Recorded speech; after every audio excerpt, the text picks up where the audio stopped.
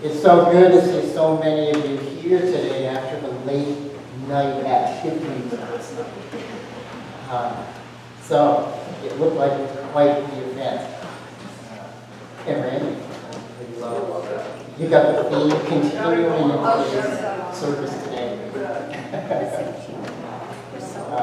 Well, it's a refreshing, rainy summer day, most welcome event for today.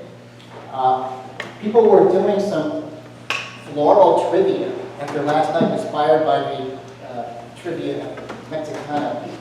So today's flowers, Queen of the Prairie, are pink flowers from Linda's garden this morning on the altar.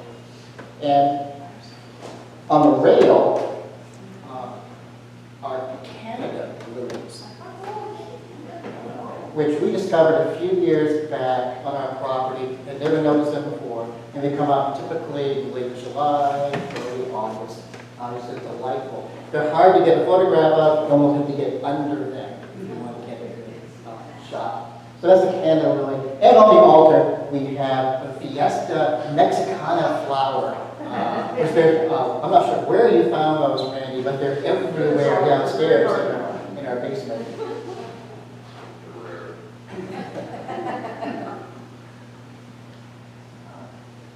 So Prelude this morning, and all the music in today's service were featuring Gunther, which is coming out for a concert early August 9. And this is a video that was shot in the Cup Cafe in my office before an event. Gunther was playing that night. And this was the YouTube debut of the song. He had never performed it live and had not been recorded. And Chris Mills, the photographer, he is the brother of the drummer, Derek Mills. So he happened to have his camera there. And it's not the best lighting. It's casual, acoustic. And you'll notice someone walks in through the door while they're recording. You hear the espresso machine at the tail end of the video coming through from the cafe. So Gunther Brown, they loved this video, and they've been putting it out there for the last few years. So we're going to watch. It's a 5-minute song, and it's titled "Time and Again." We're always saying hello and goodbye. And spiritual community of new friends, old friends, in the summer, people visiting for the holidays, and summer people at the lakes. So this song, Time and Again.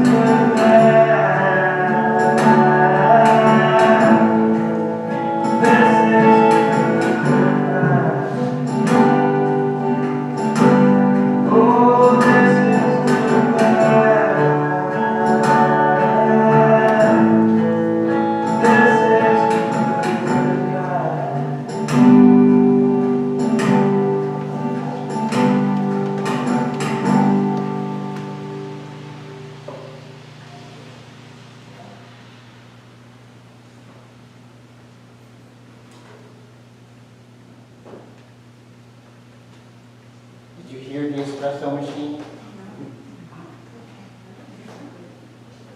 I'll play it in for coffee hour. Our topic for today is titled Job Assignments.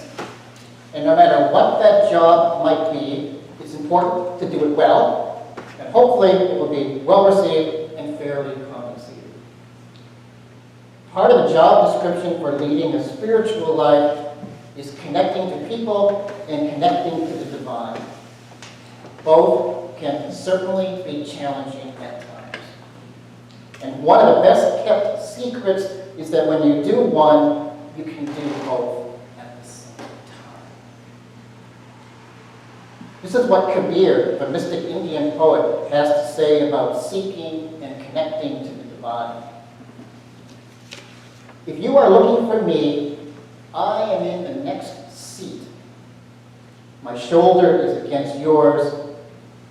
You will not find me in stupas, not in Indian shrine rooms, nor in synagogues, nor cathedrals, not in masses, nor kirtans, not in legs winding around your own neck in yoga, nor in eating nothing but vegetables. When you really look for me, you will see me instantly. You will find me in the tiniest house of time. Kabir says, student, tell me what is God. I will tell you. He is the breath inside the breath. So for our moment of centering silence, let us breathe and listen to the sound of the singing bell. Let us be the breath inside the breath.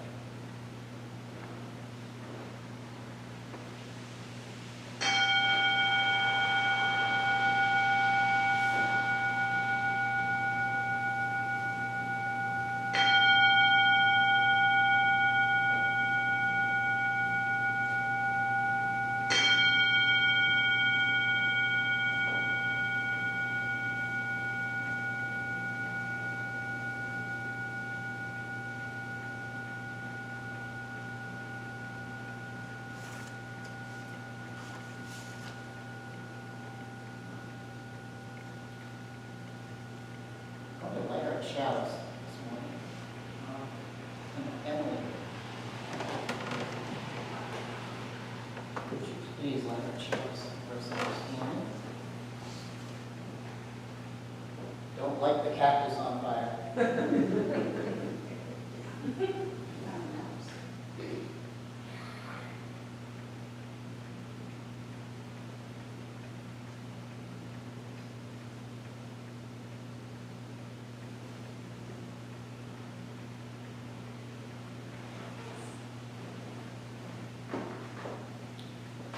In times of darkness, the light is not absent, diminished perhaps, but still present.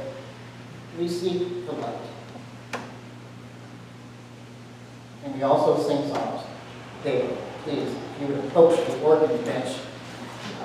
I was in the kitchen this morning when Dale must have turned the organ on. And again, Matt, you remember how this works downstairs, and you're too close to the organ house? So I did what I call now the Mac jump when the organ came on. This is number 282. Let us sing all verses, and please stand as you will.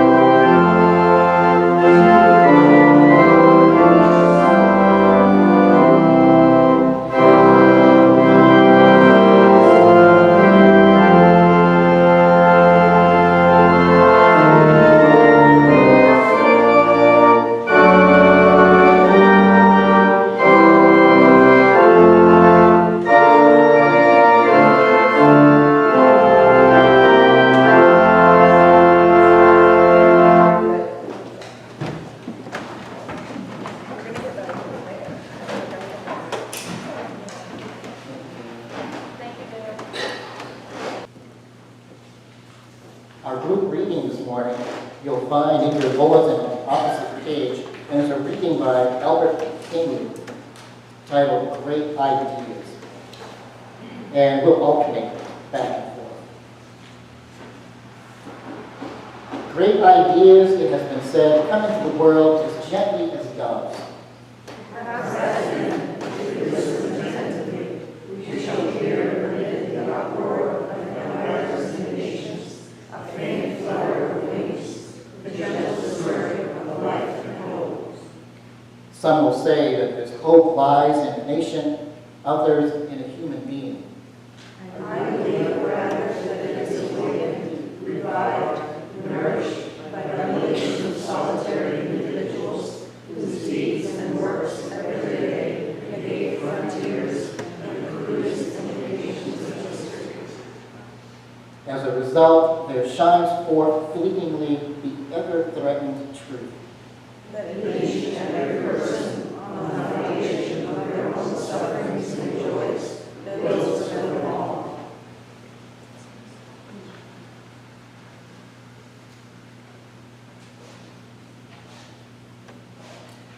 You'll find the Pishka and the organ fund on the back table, as usual. And as usual, Matt, if you will assist us with a plate. I have it down front today. And we're going to listen to more music by Gunther Brown. This comes off their Good Nights for Daydreams album, and it's titled Christ of the American Road.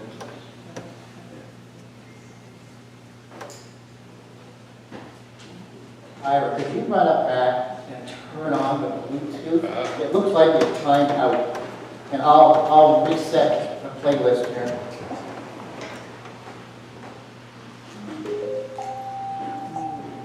Oh, that's a beautiful sound. We're good to go? Yep.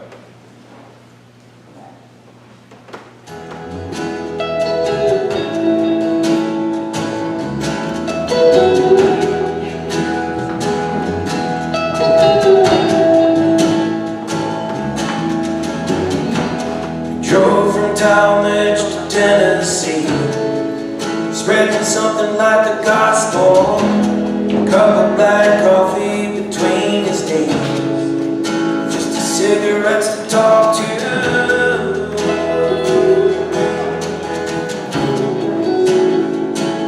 Oh, like tumbleweed in history, on good nights for daydreams, he's riding that highway. Driving that highway until he's dead. He's the Christ of the American road, with new ambition. He's the Christ of the American road. He's on a mission.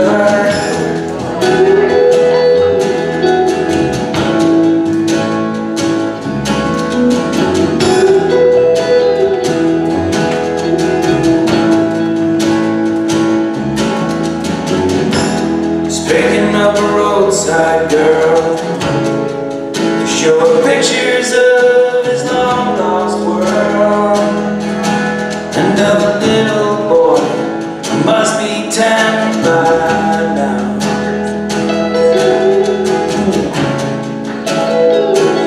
Oh, and just because he paid her doesn't mean it did him any less than the girls he had. Sober on his hat. He is the Christ of the American road, with new ambition. He is the Christ of the American road. He's on a mission.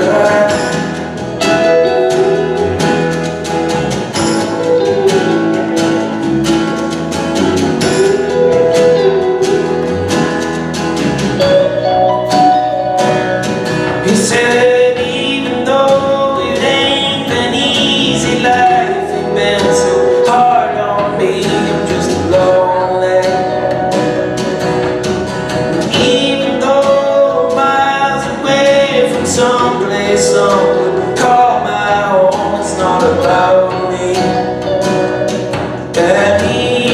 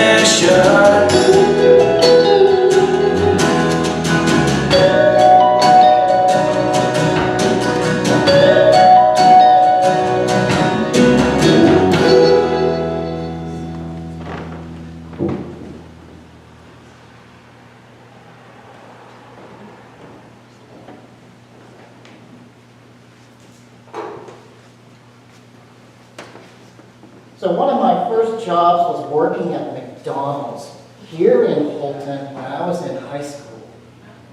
Actually, your son David Houlton, Jim, was on my crew. He was a year ahead of me on the grill. He trained me on a couple. So I used to joke that I worked for a clown.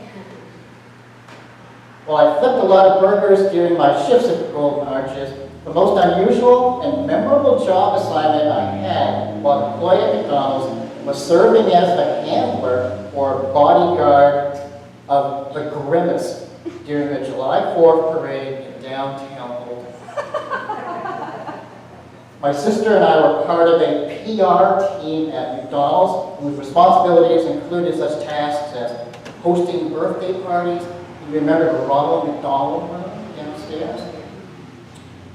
We would conduct customer survey questionnaires and assist with whatever special events might be going on. Any excuse to get out of our regular duties was a no-brainer. We were okay with a variant job assignment, no matter what it might be. On this particular July 4th, the McDonaldland characters were coming to Houlton to march in the parade along with the big McVan, which looked like an oversized, brightly colored Winnebago from McDonaldland. Characters included, you may remember a few of these from the commercials, the Hamburglar, Captain Crook, Mayor of Cheese, Officer Big Mac, kind of forgotten about, the Grimace, and of course, Ronald McDonald. We met at a local motel with representatives from MIC headquarters a week before the operation, and they explained our roles and responsibilities. My job was to keep an eye on and escort the Grimace, who was one of the larger and less mobile characters. The Grimace was a large, goofy, purple, furry, giant creature that loved milkshakes. Besides having mobility issues, the person inside the Grimace costume could not really see where they were going. My job was to keep the Grimace from going off course and wandering into the crowd. Well, it turned out to be one of the hottest days of summer, and I was certainly glad I was not the one inside the Grimace costume.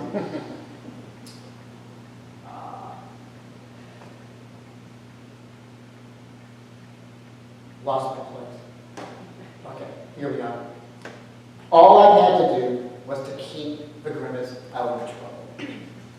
And everything was going just fine until we made the turn in Market Square, where George Washington is now.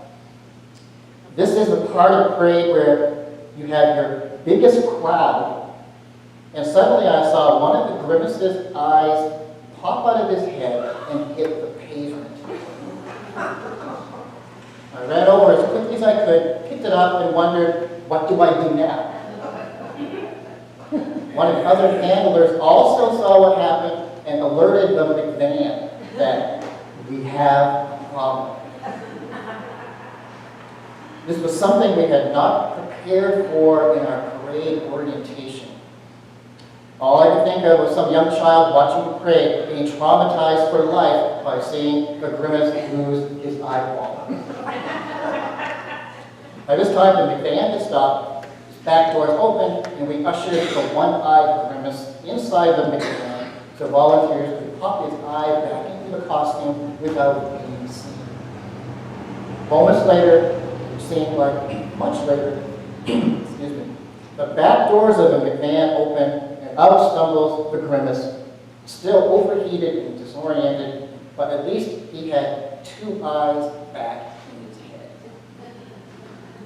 I have no memory whatsoever of what happened after that, but I suppose for the sake of this story, we finished the parade route without incident and probably ate at McDonald's afterward. I always liked the vanilla milkshakes. Job assignments refer to the diverse number of jobs we may have had, interesting or not so interesting jobs we may have had. How did we perform those jobs while we were doing them, and what comes next? Ram Dass, the spiritual teacher who wrote the 60s classic, Be Here Now, applies the timeless advice, be here now, to whatever we may happen to do next, regardless if it appears like a big deal or not. Just see what is there. Ram Dass was born in 1931, originally known as Richard Alpert, and was a professor of psychology at Harvard University. After he and his fellow professor, Timothy Leary, were dismissed from Harvard in the early 1960s for their research and experimentation with psychedelics, Alpert traveled to India since he was unemployed at the time in 1966, where he met his guru, Neem Karola Baba, otherwise known as Maharaji, and he received his new name, Ram Dass.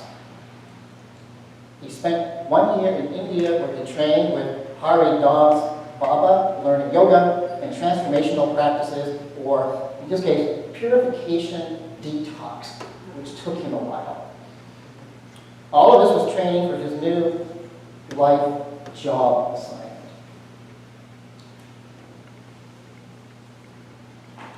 One of his other books, while not as iconic as Be Here Now, is also a very enlightening book, Polishing the Mirror, How to Live from Your Spiritual Heart. And the cover of this book is shiny and reflective, depending on the spotlight, how it hits it. Almost like a mirror, and if you look closely past the smudges on the cover, you can see yourself a little. This is a spiritual metaphor in itself. Like polishing a mirror, the daily practice of self-reflection is a never-ending process of seeing yourself a little bit clearer each day. You just keep polishing and keep polishing. The first step, or the first job assignment in the spiritual life, is to look in the mirror and see what you see. And what do you see? Do you see something flawed or undeserving? Or do you see something beautiful, worthy, and while it may not be perfect, it is full of loving value? This is a huge first step, transformational in spiritual life. In fact, it is life-changing, and when you see yourself in this manner, you can see the whole world in the same way. The second step is polishing the mirror. It's a never-ending work of doing the work. The more you polish the mirror, the more you see. Slowly, over time, insights and behaviors attune and align with the highest potential of human expression and the balance of the universe. About 5 months into his training, Ram Dass tells this story. At one point, I had to go to New Delhi to get my visa renewed. I went as a yogi.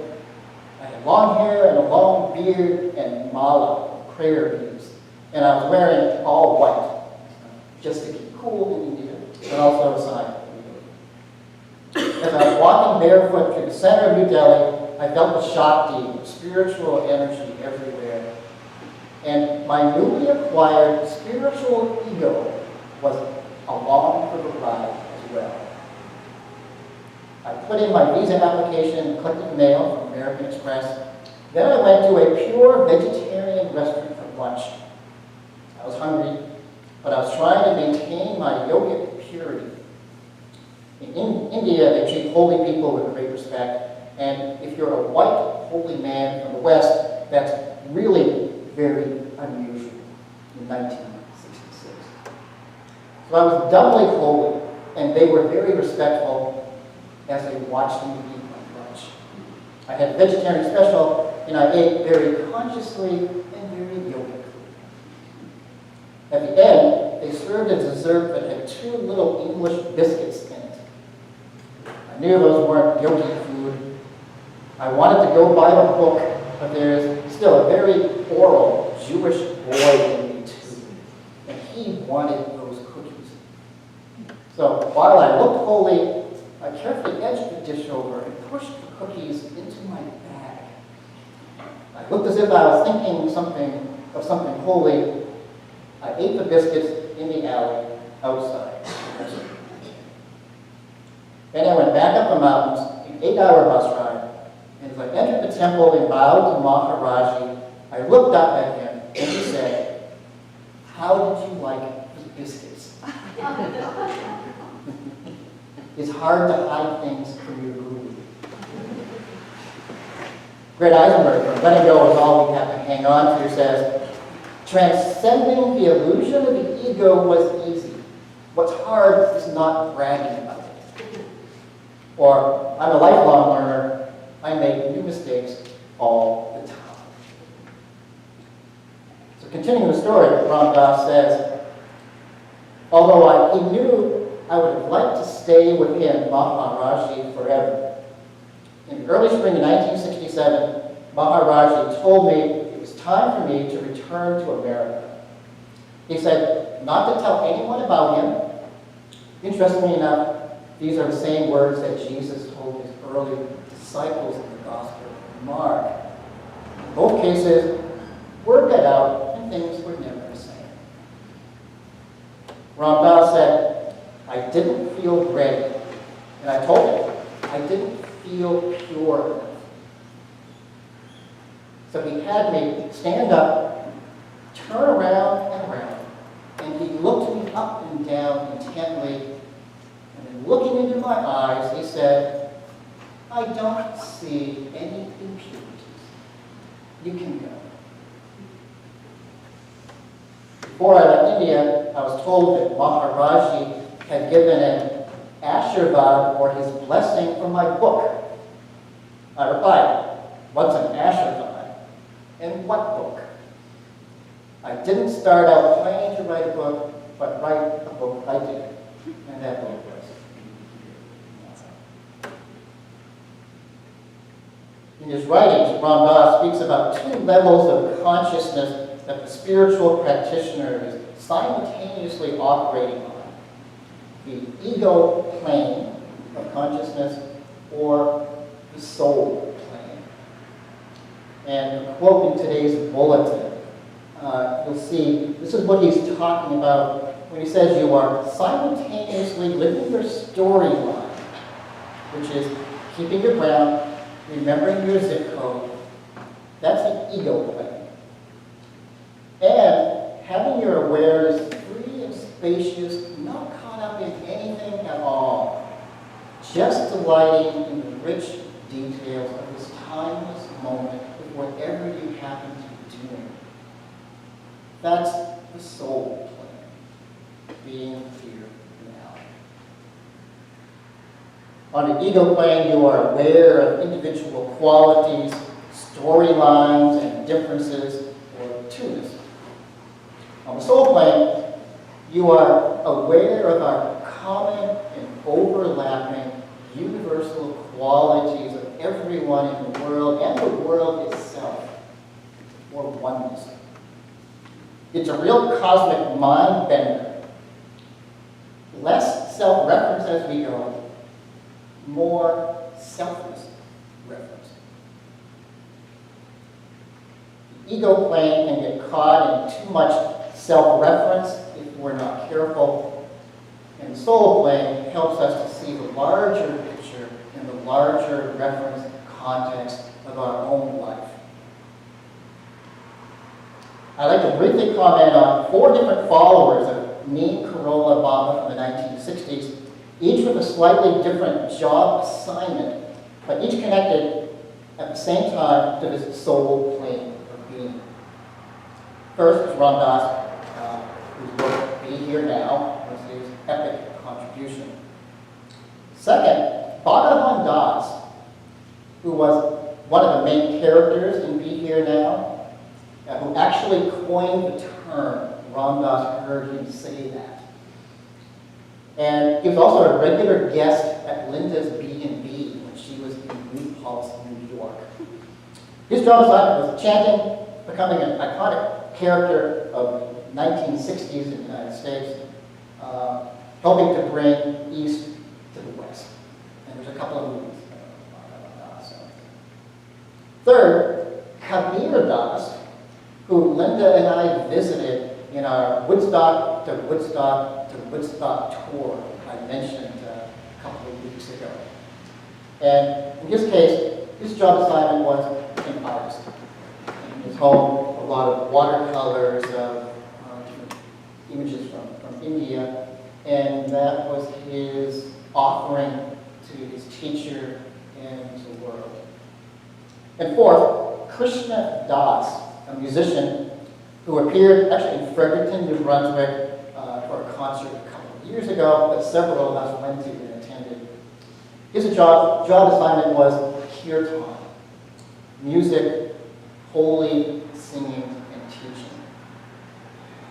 At the kirtan in Fredericton, Krishna Das shared a teaching of Neem Karola Baba that I found and appeared in Ram Dass's book as I was studying for this lecture. The teaching is called Sub-Ek, S-U-B-E-K, which translates as, it's all one. Krishna Das calls it the teaching of 5 fingers. And he went down and he would hold up his hand and go 1, 2, 3, 4, and 5. The 5 fingers become 1 hand. 5 fingers are the ego plane of separateness, each finger kind of working and operating together. But 1 hand is a recognition of the soul plane of those connections, and that it's all one thing. And you're carrying it with you all the time. If you recognize it or not, it's right there. Love everyone. There is only one. It's all one. Just love everyone. Sub-Ek.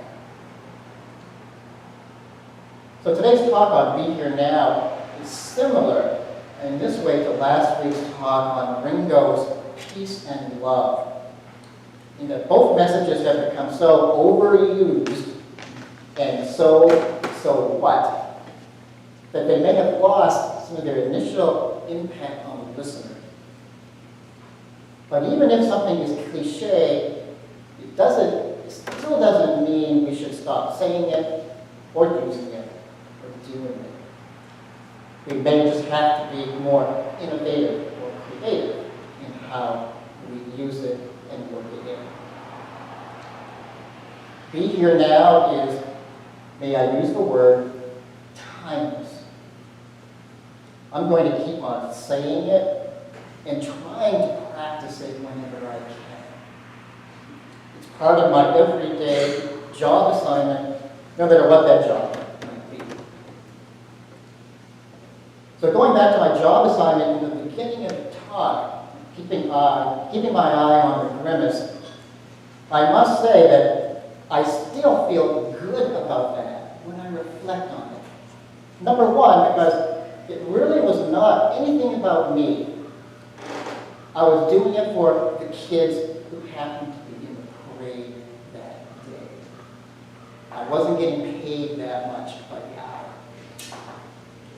And 2, I was just doing my job, unusual and quirky as it ended up.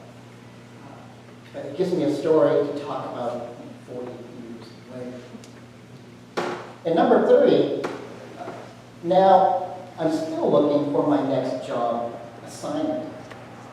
Just like I've been doing for the past 40 or so years. And I'm talking about job assignments that keep changing to a certain degree each and every day. What's my job assignment for today? At this point, like Heidi, when she was here earlier this year talking about listening to intuition or ideas that come into your head or someone you accidentally run into at an event and you connect. So at this point, I'm starting to get better or starting to catch on that I need to constantly keep my eyes open and my heart open and listen and observe carefully to what's going on around me and inside me. What's the next job? The last 6 months in our country has been tumultuous and uncertain. We aren't exactly sure what might come next, but I've had a sense, and many of those I've spoken to feel the same urgency to consider, what do we do next?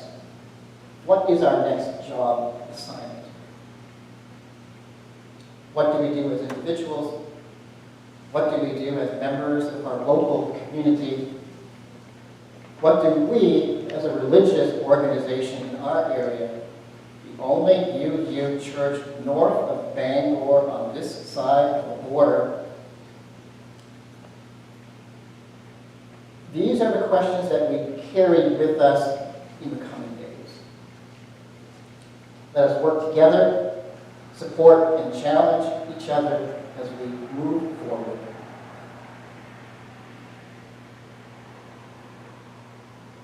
In closing, I'd like to share words from the soul plane of universal connection, the familiar welcome and departure, the coming and the going of namaste. Linda uses this in her yoga class each and every time. And listen closely to the two planes that are connecting and going on. I honor the place in you where the entire universe resides. I honor the place in you where I see light, love, truth, and peace. I honor the place in you where if you are in that place in you and I am in that place in me, then there is only one of us.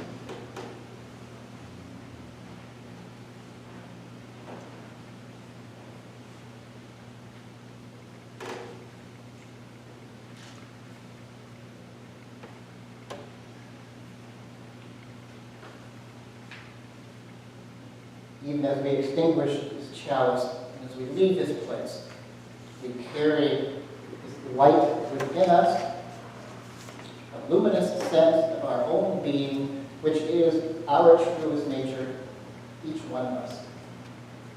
So be love and be compassion in this world, this week, and the days approaching. May we go in peace today, each of us, together. Amen.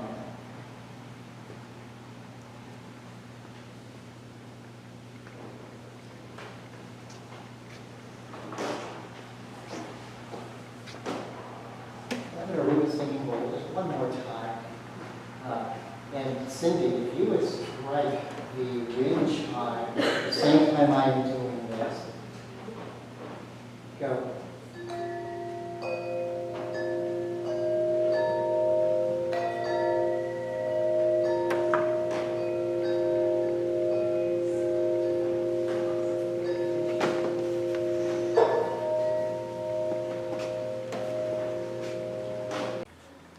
I want to thank everybody for tuning in today. If you'd like to show your support, please hit the like button, subscribe to our channel if you're not already subscribed, and help us out by sharing this message by clicking the share button. If you'd like to make a monetary donation to the UU Church Houlton, there is a link to our online donations in the video description down below.